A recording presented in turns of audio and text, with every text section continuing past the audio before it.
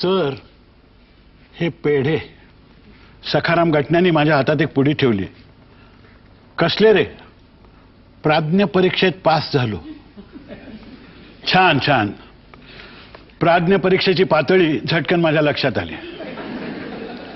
किती % मार्क मिळाले?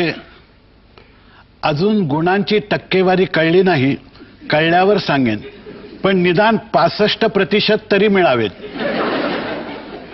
सखाराम गटणे प्राज्ञ मराठी बोलतो. माझ्या एका व्याख्यानानंतर माझी आणि याची ओळख झाली.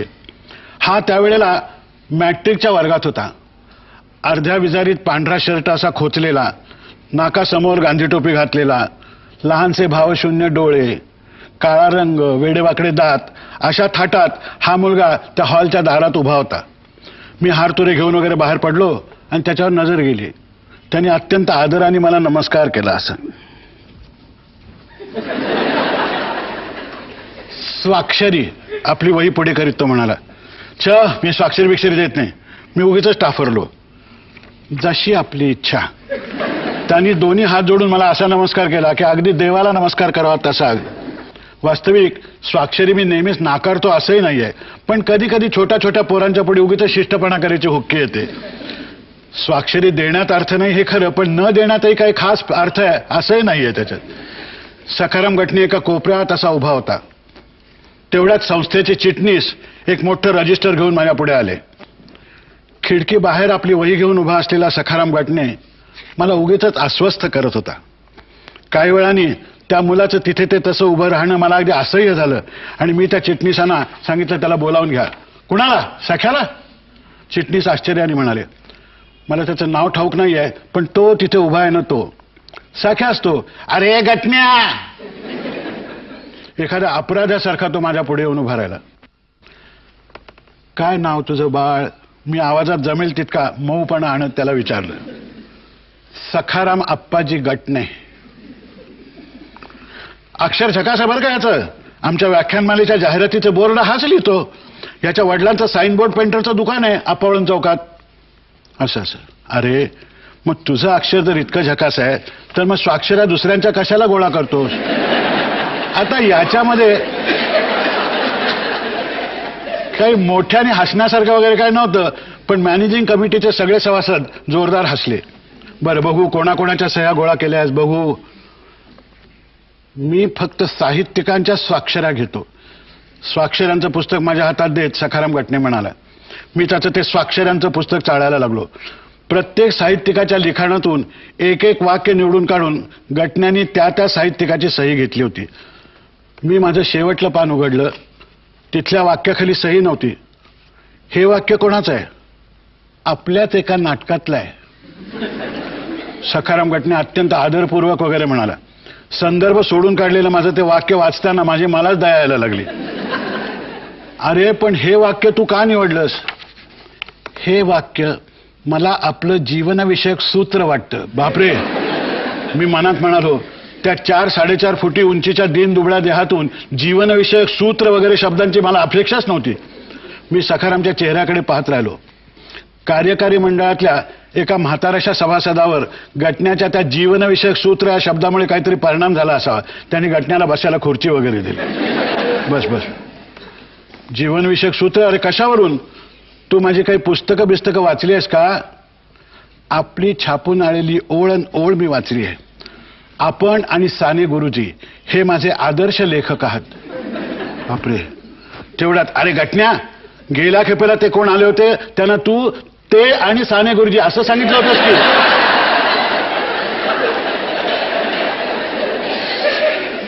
सेक्रेटरी हा मनुष्य विशेषाला पोच असता कामा नये असा अलिखित नियम आहे. सेक्रेटरीच्या बोलण्याने सखाराम हिरमुसला. मी विषय बदलायच्या दृष्टीने म्हणालो, काय शिकतोस? यंदा SSC ला बसणार आहे. असं असं. आपण स्वाक्षरी दिलीत तर मी आजन्म उपकृत होईन. सखाराम गटणेच्या तोंडून हे वाक्य ऐकताना त्याच्या तोंडात दातांच्या ऐवजी छापखान्याचे खिळे बसवलेत असे मला वाटायला लागले. या घटनेला आता खूप वर्ष झाली. सखाराम गटणे त्यानंतर माझ्या घरी यायला लागला. प्रथम आला तो दसऱ्याच्या दिवशी सोनं वाटायला. त्यांनी अत्यंत आदराने पायाला वगैरे हात लावून मला नमस्कार केला आणि मला दसऱ्याचं सोनं दिलं. आपण मला कदाचित ओळखलं नसेल. वा वा, ओळखलं की मागे एकदा व्याख्यानाला आला होता तुम्ही. हे म्हणजे सूर्याने काजव्याचं स्मरण ठेवण्यासारखं आहे. घटनांनी सरावाप्रमाणे एक लेखी वाक्य टाकलं माझ्यावरती. आता या मुलाला काय करावं मला कळेना. बरं, मुद्दाम सोनं द्यायला घरी आलेला, त्याला कपभर चहा तरी द्यायला हवा होता. घटण्याच्या चेहऱ्यावरच्या भक्तिभावाने मी म्हणजे नुसता हैराण होऊन गेलेलो होतो. मला आपल्याला काही प्रश्न विचारायचे होते. बरं, आपण पुन्हा केव्हा तरी भेटूया. हां, चालेल ना? केव्हा येऊ? आपल्या प्रतिभा साधनेच्या वेळा सोडून कोणत्याही वेळा सांगा. कर्म प्रतिभा साधने. मला त्याला ओरडून सांगायचं वाटलं की मुला, अरे जरा माणसासारखं बोल की. अरे काय तुझ्या जिभेला हे छापील वळण कुठल्या गाढवानी लावलं? प्रतिभा साधनेची कसली डोंबलाची वेळ बिलाळे. पण यातलं मी काही म्हटलं नाही. घटण्याच्या डोळ्यामध्ये 56 सशांची व्याकुळता एकत्र साठलेली होती. बोलताना त्याचे डोळे असे काही व्हायचे, त्याच्या कपाळावरच्या आणि गळ्याच्या शिरा अशा काही विचित्रपणाने ताणल्या जायच्या की असल्या आविर्भावामध्ये ह्या मुलाने एखाद्याला शिव्या दिल्या तरी त्या घेणाऱ्याला त्या देणाऱ्याचीच दया आली असती. आणि इथे तर काय विचारता, जिभेवरती त्याच्या साक्षात सरस्वतीने मराठी भाषेचा क्लासच उघडला होता. हे पहा, पुढल्या आठवड्यात एखाद्या संध्याकाळी या. निश्चित वार सांगू शकाल का आपण? नाही सांगितलं तरी चालेल, मी रोज येत जाईन.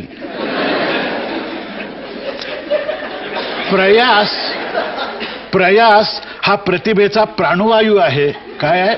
प्राणवायू आहे असं कुडचेडकरांनी म्हटलंय. कोण कुडचेडकर? सत कुडचेडकर, केतकी पिवळी पडलीचे लेखक, ख्यातनाम असं. हा, कुडचेडकर नावाचं कोणी साहित्यिक मराठीत आहे ह्याचा मला पत्ताही नव्हता. आणि त्या घटनेला तर त्याच्या केतकी पिवळी पडली. आता हे नाटक होतं, कादंबरी होती की आणखी काय होतं कोण जाणे. त्या पुस्तकातली वाक्यही पाठ होती. ह्या घटनेची केस म्हणजे अगदीच हाताबाहेर गेलेली होती. त्यानंतर एका संध्याकाळी सकाराम घटने घरी आला. आपल्या साधनेत व्यत्यय तर नाही ना आणला मी? अहो, साधना कसल्या, आराम पडलो होतो. चिंतन वगैरे चाललं होतं का? अहो, चिंतन बिंतन काही नाही. बोला. हा, काय चहा घेणार? नको, मी चहा घेत नाही. उत्तेजक पेयापासून मी पहिल्यापासून अलिप्त आहे. उत्तेजक पेय. या मुलाच्या मेंदूमध्ये पाण्याचे फवारे सोडून त्यातून ही सगळी साहित्यिक शब्दांची जळमट धुवून काढता येतील तर किती मजा होईल अशा विचारात मी पडलो. अहो, चहा हे उत्तेजक पेय आहे म्हणून कोणी सांगितलं तुम्हाला? उन्नती मासिकाच्या विजयादशमी अंकात चौखुरे गुरुजींचा लेख आहे, जीवनोन्नतीचे 6 सोपान. माझं ऐकाल का घटने? असले हे लेख नका वाचत जाऊ. नको. मी आपलं याच बाबतीत मार्गदर्शन घ्यावं म्हणून आलो होतो. अहो, कसलं मार्गदर्शन? मला माझा व्यासंग वाढवायचा आहे. योग्य व्यासंगाशिवाय व्यक्तिमत्वाला पैलू पडत नाहीत. कुठल्या गाढवानी सांगितलं तुम्हाला हे? घटने एकदम दचकला. त्याच्या असंख्य गुरुजींच्या पैकी कुठल्या तरी गुरुजीच्या पंचाला मी नकळत हात घातला होता. हे बघा, प्याच थोडा चहा. यापूर्वी कधी प्यायला होता का? हो, पूर्वी पीत होतो. एखाद्या महान पातकाची कबुली द्यावी त्याचं. पूर्वी पीत होतो. माझ्या आदेशानुसार तो चहा प्याला. त्याच्या अनेक गुरुजींच्या पैकी मीही एक होतो. चहा पिताना त्याच्या चेहऱ्याकडे पाहवत नव्हतं. सर्कशीतल्या वाघाच्या ताटात शेळीला जेवायला लावतात त्यावेळेला शेळीचा चेहरा कदाचित तसा होत असेल. बाकी घटण्यामध्ये आणि शेळीमध्ये काहीतरी एक साम्य होता. शेळी झाडांची पानं खाते, हा पुस्तकाची पानं खात होता. त्याला मी जी काही आठवतील ती पुस्तकं लिहून त्यांची एक यादी दिली. ती यादी वाचताना त्याच्या चेहऱ्यावरती विलक्षण कृतज्ञतेचा भाव दाटलेला होता. तो अगदी असं कोणतं वाटत. काहीतरी 20 पुस्तकांची नावं असावीत. ही मी वाचली आहेत सगळी. मी खुर्चीवरून कोलमडाच्या वेताला आलो होतो. हो, पण पुन्हा एकदा वाचून काढीन. छेचाव, पुन्हा कशाला वाचता? वास्तविक मला त्याला सांगायचं होतं की मित्रा, 5 वर्ष आणखी रोजचं वर्तमानपत्र देखील वाचू नकोस रे बाबा. शेवटी मी माझं कपाट उघडलं. त्यातली पुस्तकं पाहिल्यानंतर खेळण्याच्या दुकानात गेल्यावर पोरांचे चेहरे होतात तसा त्याचा चेहरा झाला. तो असं कोणती बघायला आला. यातली वाटेल ती पुस्तकं घेऊन जा. वत्सा, तुझं प्रत कल्याण असो अशा चालीवरती मी त्याला सांगितलं. असा व्यासंग करायची माझी इच्छा आहे.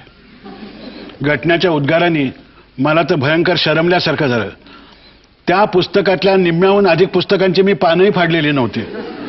आपल्या थैलीमध्ये पुस्तकं भरून घेऊन घटने गेला आणि मी सुटकेचा निश्वास टाकला. 8-10 दिवसानंतर एके दिवशी संध्याकाळी त्याचं ते आपल्या साधनेत व्यत्यय तर नाही ना अण्णा मी हे वाक्य पुन्हा येऊन मला टोचलं. त्याच्या हातामध्ये पुस्तकांनी भरलेली पिशवी होती. ह्या घटनेनी 8-10 दिवसामध्ये 1700-1800 पानं खाल्ली होती. हा म्हणजे अल्लाउद्दीनच्या दिव्यातल्या राक्षसाचाच प्रकार झाला. दिलं पुस्तक की खा, दिलं पुस्तक की खा. छे छे छे छे, हे काम म्हणजे भयंकरच कठीण होतं. काय कशी काय वाटली पुस्तकं त्याला काहीतरी विचारणं प्राप्त होतं. घटने मात्र एक अक्षरही न बोलता स्वस्थ उभा होता. मला वाटलं त्याने माझा प्रश्न ऐकला नसावा म्हणून मी पुन्हा त्याला विचारलं. घटनेच्या डोळ्यामध्ये पाणी तरारलं होतं. काय झालं घटने? अरे रडू नकोस, मला क्षमा करा. पुस्तकं वाचायला वेळ नाही का झाला? नाही, रात्रीचा दिवस करून आपल्या अनुज्ञेप्रमाणे मी पुस्तकं वाचून काढली. हे पहा, एक वही माझ्या हातात देत तो म्हणाला. त्या अवस्थेत देखील त्याचा तो अनुज्ञा हा शब्द ऐकून मला जरा मजाच वाटली. त्याने अत्यंत सुवाच्य अक्षरात लिहिलेली वही मी उघडली. त्यात मी आपण दिलेल्या प्रत्येक पुस्तकाचं समालोचन लिहिलेलं आहे. घटनांनी प्रत्येक पानावर समालोचन लिहिलेलं होतं. त्याच्यामध्ये होतं पुस्तकाच्या वाचनाला लागलेला समय रात्री 8:30 ते 1:35 समालोचन. पृष्ठसंख्या 232 पाने. अशा थाटामध्ये सुरुवातीचे कॉलम भरले होते. पुढे लेखकाचे संपूर्ण नाव, प्रकाशकाचे नाव, पत्ता, किंमत असली माहिती होती आणि मग खाली समालोचन होतं. समालोचनात तर काय विचारू नका. कथावस्तू आकर्षक आहे, पात्र निर्मिती विलोभनीय आहे, कथा मुंबई, नागपूर व लखनौ या 3 स्थळात घडते असा प्रत्येक पुस्तकाचा सुंदर अक्षरात पंचनामा मांडून ठेवलेला होता तिथे. घटनेचा हा व्यासंग पाहून मी अगदी थक्कच झालो. शब्द तर काही विचारू नका, डबक्यावरती शेवाळ साठवानं तसे साठलेले होते. नेत्रदीपक काय, आल्हादकारक काय, मनाची प्रगाढ खोली काय, चे चे चे चे चे चे. शेवटी काहीतरी बोलायचं म्हणून मी म्हटलं, वा वा वा वा, खूप बारकाईने अभ्यास चालवलायस हं. माझ्या जीवनातल्या वाङ्मयीन कालखंडातलं हे शेवटले प्रकरण आहे. शेवटलं म्हणजे आता मुलगा जीव देणार की काय अशी मला भीती वाटायला लागली. शेवटलं प्रकरण. घटने माझ्या समोर बसून काहीतरी सांगण्याचा प्रयास करत होता पण त्याला पुन्हा एकदा रडूच फुटत होतं. एकूण मोठा चमत्कारिक प्रसंग होता.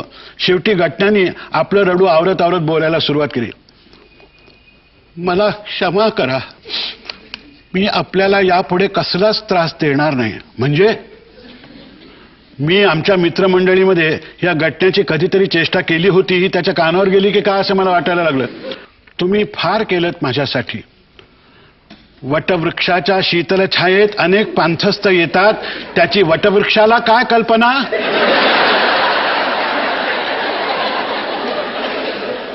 घटनाच्या ह्या वाक्याने घटना नॉर्मलवर आला एवढं मी ओळखलं.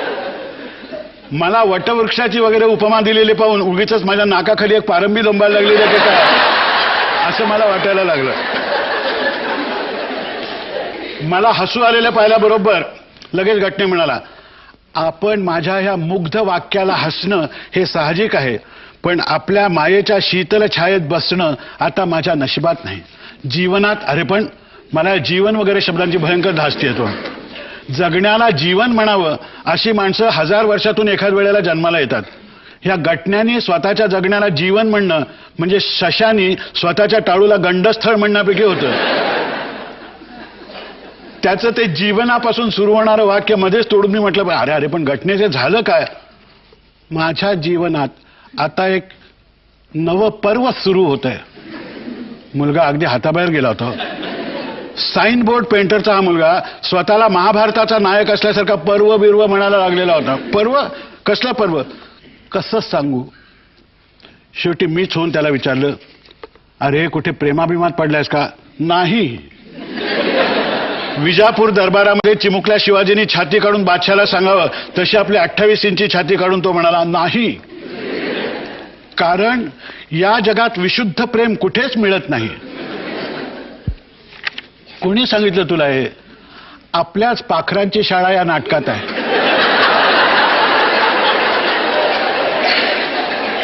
काय करायचं. मी मनातल्या मनात कपाळाला हात लावला. माझ्या त्या पाखरांची शाळा नाटकातलं एक विनोदी पात्र हे वाक्य म्हणत असतं.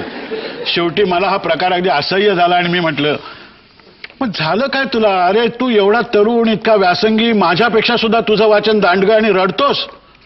काय करू? परिस्थिती हा अश्रूंचा सर्वात मोठा कारखाना आहे असं ओळिंबे म्हणतात. कोण ओळिंबे? आमच्या प्राज्ञाचे सर. तो कोण ओळिंब्या भेटला असता तर मी त्याला उलटा टांगून पुस्तकं जाळून त्याची दुरी दिली असती. काहीतरी अश्रूंचा कारखाना वगैरे. अरे असली काय परिस्थिती आली आहे तुझ्यावरती? माझ्या वडिलांना माझ्या जीवनाचं ध्येय कळत नाही. माझ्या डोळ्यापुढे सखाराम गटण्याचा पेंटर बाप आला. मी त्याला कोण तो काळा का गोरा पाहिलं नव्हतं, पण पेंटर असल्यामुळे बराच रंगीतही असेल, काय सांगता येत नाही. हा अक्षर इंचावर मोजून रंग भरणारा इसम त्याच्या घरामध्ये जन्माला आलेल्या या बाल बृहस्पतीचं जीवन ध्येय त्याला कसं काय कळणार? जीवन ध्येय म्हटल्याबरोबर कुठल्या साईज मध्ये लिहू साहेब असं विचारणारा इसम तो. अरे पण काय जीवन ध्येय कळलं नाही तुझ्या वडिलांना? त्यांनी माझं लग्न करायचं कुटीलं कारस्थान रचलंय. घटनाचे लहान ते जांभळं ओठ असे थरथर थरथर करत होते. कुटीलं कारस्थान रचलंय वगैरे. अरे लग्न करायचं मग कुटीलं कारस्थान कसलं? तुला लग्न करायचं नसलं तर नाही म्हणून सांग. तीच विनंती मी आपल्याला करायला आलो होतो. मला माझं काही वाटत नाही, पण जीवनाच्या समरात पुन्हा जीवन. घटने म्हणजे आता बाण फोडून बोलत होता. जीवनाच्या समरात रक्तबंबाळ व्हायचे प्रसंग यायचेच. अरे चांगलं लग्न ठरवतायत वडील तर रक्तबंबाळ वगैरे कशाला होतोय? मला माझं काही वाटत नाही. मी वडिलांच्या आज्ञेनुसार विवाह बंधनात स्वतःला जखडून घेईनही. प्रभू रामचंद्र हा माझा आदर्श आहे. मी ही वडिलांची अनुज्ञा पाळीन. आता प्रभू रामचंद्रांनी लग्न झाल्यावर अनुज्ञा पाळली होती हा तपशील जरासा घटने विसरला. त्या एवढ्याशा देहातून प्रभू रामचंद्र वगैरे शब्द ऐकताना मला हसूच आवरेना. बरं मग तुझं काय म्हणणं? मी तुझ्या वडिलांना येऊन भेटू? ते मी आपल्यावर सोपवतो. मी लग्नाला तयार आहे. अरेच्या आता मला कळे ना की हा जर वीर स्वतःची मान उतरवून द्यायला तयार आहे तर मी जाऊन काय शत्रूच्या तलवारीला धार काढून येऊ? मी काय करायचं तिला? हा जर तयार आहे तिथे. मी एकदा सोडून 10दा लग्नाला तयार आहे, पण मी आपल्याशी प्रतारणा करू इच्छित नाही. घटनेच्या डोळ्यामध्ये काही वेडाबिडाची झाक बीक दिसते की काय ते बघायला लागलो मी. माझ्याशी प्रतारणा? माझ्याशी कसली प्रतारणा? आपण विसरलात म्हणून मी विसरणार नाही. आपल्या पहिल्या भेटीत दिलेली स्वाक्षरी मी रोज वाचतो. त्याच्यावर आपण संदेश दिलेला आहे, साहित्याशी एकनिष्ठ राहा. मी कोट टोपी घालून निमूटपणाने त्याच्या वडिलांना भेटायला गेलो. एका जुनाट वाड्यापुढे आमचा रिक्षा थांबला. वाड्यातल्या कुठल्या अंधेऱ्या खोलीत आता हा माझा हनुमंत मला नेतो याची मी वाट बघायला लागलो. इतक्या डाव्या बाजूच्या जिन्याच्या अंधारातून एक भक्कम ग्रस्त खाली उतरले. चांगलं भरघोस टक्कल, करवती मिशा, कानावरती घनदाट केस, कपाळाला दुबोटी असं उभं गंध, पोटाचा विस्तार सदऱ्यातून बाहेर डोकावणारा, पांढरं स्वच्छ धोतर नेसलेला हा 50शीतला धष्टपुष्ट ग्रस्त हा घटण्याचा बाप आहे म्हटल्याबरोबर माझी छातीच धडधडायला लागली. मी त्यांना नमस्कार केला. ह्या घटण्याच्या घराबद्दलची माझी कल्पना साफ खोटी ठरली. पेंटिंगचं दुकान हा घटनांच्या अनेक व्यवसायापैकी एक व्यवसाय होता हो. त्याच्या बापाने रंगाचा तर सोडा पण दाढीचा ब्रश देखील कधी हाती धरला नव्हता. कारण खाली उतरल्याबरोबर त्यांनी ओसरीवर उभ्या असलेल्या एका न्हाव्याला आपण आज दाढी करणार नाही वगैरे सांगितलं त्याला. असल्या या घनघोर माणसाच्या घरात ही साहित्याची मुळी कशी काय उगवली मला काही कळेना. या साहेब, घटण्याच्या बापानी माझं रुंद आवाजात स्वागत केलं. या साहेब, सगळ्या आत जाऊन चहा सांग. बिळात उंदीर शिरावानं तसा सख्या आत पळाला. अर्ध्या तासाच्या मुलाखतीनंतर पुण्यामध्ये घटण्यांच्या 6 इमारती आहेत ही माहिती मला मिळाली. घटण्याच्या घरात म्हाताऱ्या विधवा अत्तेखेरीज बाई माणूस नाही हेही समजलं. आणि ती म्हातारी सध्या दम्याने हलकी झाल्यामुळे घरात बाई माणूस येणं हे किती आवश्यक आहे तेही कळलं. त्या वाघासारख्या चेहऱ्याच्या बापानी सखाची आई त्याच्या वयाच्या 12व्या दिवशी वारल्यानंतर पुन्हा लग्न केलेलं नव्हतं. सावत्राई म्हणजे काय ते साहेब मी स्वानुभवाने सांगतो हा तुम्हाला. तुमच्यासारख्या विद्वान माणसाची खोटं का बोलू. आजवर 3 बाया ठेवल्या. बोटातल्या पोळ्याच्या अंगठीकडे बघत बघत घटनेचा बाप म्हणाला, कन्फेशन, आजवर 3 बाया ठेवल्या. आता आज आपल्यासारख्यांच्या आशीर्वादाने सारं काही आहे. घटण्याच्या बापाची श्रीमंती आणि माझ्यासारख्याचा आशीर्वाद, ही जोडी म्हणजे अजबच होती. हे म्हणजे नळाच्या आशीर्वादाने पाऊस पडल्यापैकी होतं. साहेब साहेब का वाटेल ते करा साहेब, पण आमच्या पोराला लग्नाला उभा करावं.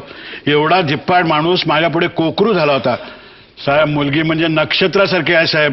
सोनगावकर सराफांचं नाव ऐकलं असेल आपण. आम्ही सराफांची नावच नुसती ऐकतो, हे कशाला याला सांगायला पाहिजे. मी आवरला मोहतो. साहेब बुधवारामध्ये केवढा मोठा वाडा आहे साहेब. एकुलती एक मुलगी, चांगली शिकलेली आहे साहेब, चांगल्या 4-5 इयत्ता झालेली आहे. शिवाय कुंडली जुळते आहे आणि सखा आपला काहीतरी खोळ्यासारखं धरून बसलाय बघा. तुम्हाला वचन गेलाय म्हणतो. छे छे छे छे, वर या साहेब वर या. मग 4-5 काळोखे जिने चढून आम्ही सख्याच्या खोलीत गेलो. सख्याच्या भिंती पुस्तकांच्या सगळ्या यांनी भरलेल्या होत्या कपाटांनी, आणि भिंतीवरती साने गुरुजींच्या शेजारी माझा फोटो होता. त्याच्या खाली थेट अगदी पेंटरच्या अक्षरामध्ये, असं वळवलेल्या अक्षरामध्ये एक बोर्ड होता, साहित्याशी एकनिष्ठ राहा, आणि खाली माझ्या सहीसारखी सही केलेली होती तिथे. सख्याच्या लग्नामध्ये मी माझी सगळी पुस्तकं त्याला भेट म्हणून दिली. प्रत्येक पुस्तकावर नवा संदेश लिहून दिला होता, साहित्याशी एकनिष्ठ राहा आणि जीवनाशीही. माझ्या हाताने जीवन हा शब्द त्यानंतर पुन्हा कधीही मी लिहिलं नाही. सख्या हा जीवनाशी एकनिष्ठ राहू लागल्याचं वर्षभरातच मला कळलं. सख्याचे वडील स्वतः चांदीच्या वाटीतून नातवाचे पेढे वगैरे घेऊन आलेले होते. काही वर्षापूर्वी सख्याने मला प्राज्ञाचे पेढे दिले होते, त्याच्या बापानी नातवाचे दिले. सखाराम घटने मार्गाला लागला. त्याच्या जीवनातला साहित्याचा बोळा निघाला आणि पाणी वाहतं झालं.